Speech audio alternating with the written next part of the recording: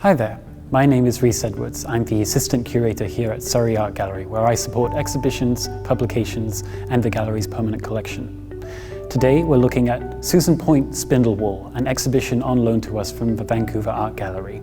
This exhibition was curated by Ian M. Thom and Grant Arnold. This exhibition focuses on the Spindle Whorl, a small, round, usually wooden disc traditionally used by coast Salish women to prepare wool that would be woven into garments and ceremonial blankets. In her art, Point adapts the wool as a vehicle for symbolic meaning, reinventing and adorning it with animals, the forces of nature, and other more abstract design elements. Susan Point is one of the foremost artists in Canada. Born in 1952, Point grew up on Musqueam territory, near the mouth of the Fraser River in southwest Vancouver. She is renowned as a leading innovator in the fields of contemporary and Indigenous art.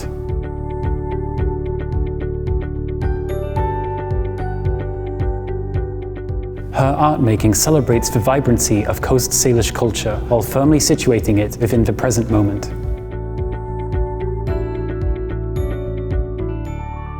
For Point, the Spindle Whorl is not only a way of connecting with her heritage, but a means of developing visual ideas. In many instances, traditional symbols and images such as salmon, eagles, crescents, and moons intertwine, transform, and meld into each other, producing strikingly original imagery. Susan Point's artwork incorporates traditional design techniques. Unlike the form line found in the artistic traditions of Indigenous nations further north, Salish design focuses on the relationship between positive and negative space.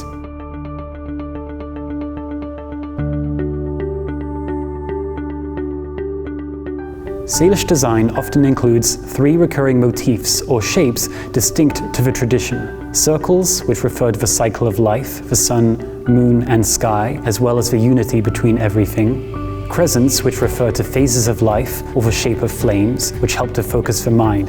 And trigons, whose 4 points, which include 3 outer points and 1 inner point, refer to the 4 seasons, the 4 parts of a medicine wheel, and the 4 cardinal directions.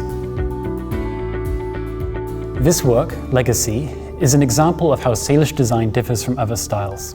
Although the thunderbird pictured at the center of the image is present in many Indigenous cultures of the Northwest Coast, here it is represented with the Salish design vocabulary.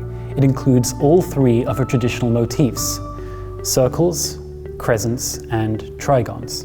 There are also no lines in the image. Instead, different shapes are visible throughout the selective use of color and tone.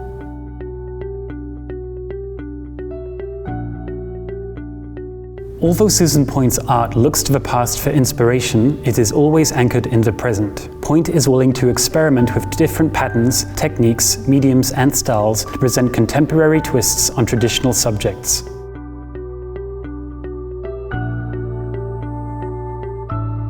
Susan Point is one of the first Indigenous artists of the Northwest Coast to use stainless steel and glass as mediums, and she also freely uses different colors that would not have historically been available to Northwest Coast Indigenous artists.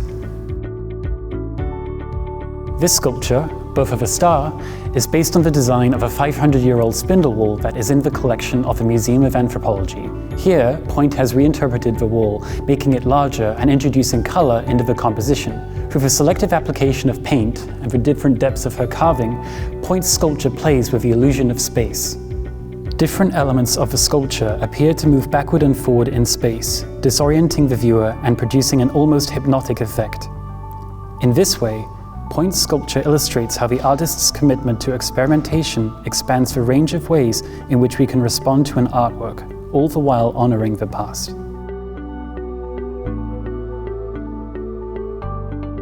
In addition to her smaller scale works, Susan Point is well known for her public art. She was first commissioned by the City of Seattle in 1988 to design a sewer cover. Although the competition for the commission was only open to American artists, Point observed that coast Salish territory crosses the present-day border between the United States and Canada. Now, Point's public art can be seen all over North America. 2 of her works, Frogs and Water Guardians, can be found in the city of Surrey.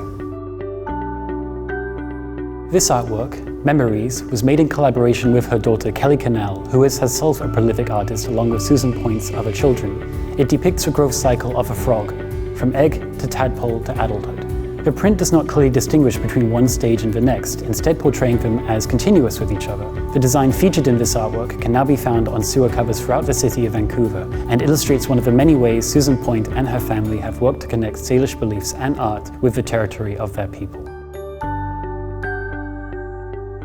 Thanks for joining me for this brief tour of Spindle Whorl. Be sure to check out surrey.ca/art gallery for more content in our Art Together online series, and follow us on Facebook and Instagram for updates on all of our exhibitions and programming.